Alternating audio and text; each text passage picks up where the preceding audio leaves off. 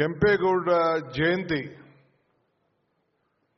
ಕರ್ನಾಟಕ ರಾಜ್ಯಕ್ಕೆ ಸೀಮಿತ ಆಗಬೇಕೇ ಹೊರತು ಬೆಂಗಳೂರಿಗೆ ಸೀಮಿತ ಆಗಬಾರದು ಅನ್ನೋ ದೃಷ್ಟಿಯಿಂದ ನಾನು ಹಿಂದೆ ಪವರ್ ಮಿನಿಸ್ಟರ್ ಆಗಿದ್ದಾಗ, ಹಿಂದಿನ ಸಚಿವರಾಗಿದ್ದಾಗ ನಾನು ಮುಖ್ಯಮಂತ್ರಿಗಳೆಲ್ಲ ಮಾತಾಡಿ ನಿರ್ಮಲಾನಂದ ಸ್ವಾಮಿಗಳ ಹತ್ರ ಚರ್ಚೆ ಮಾಡಿ ದಿನಾಂಕದಲ್ಲಿ ಗೊಂದಲಿತ್ತು.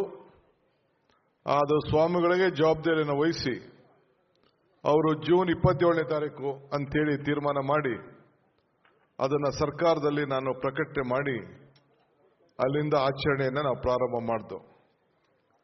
ಅದಾದ ಮೇಲೆ ಇಡೀ ರಾಜ್ಯಕ್ಕೆ ಈ ಆಚರಣೆ ಬರೀ ಬೆಂಗಳೂರು ನಗರಕ್ಕೆ ಸೀಮಿತ ಇಲ್ಲ. ಇಡೀ ರಾಜ್ಯಕ್ಕೆ ಈ ಆಚರಣೆಯನ್ನು ನಾವು ವಿಸ್ತರಿಸಿದ್ದೇವೆ.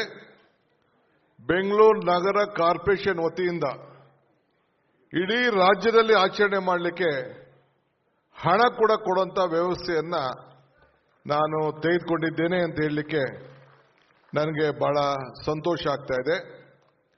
ಎಲ್ಲರೂ ಕೂಡ ಈ ಆಚರಣೆಯನ್ನು ಕೂಡ ವಿವಿಧ ರೀತಿಯಲ್ಲಿ ಸರ್ಕಾರದ ವತಿಯಿಂದ ಮಾಡಿಕೊಂಡು ಬರ್ತಾ ಇದ್ದಾರೆ.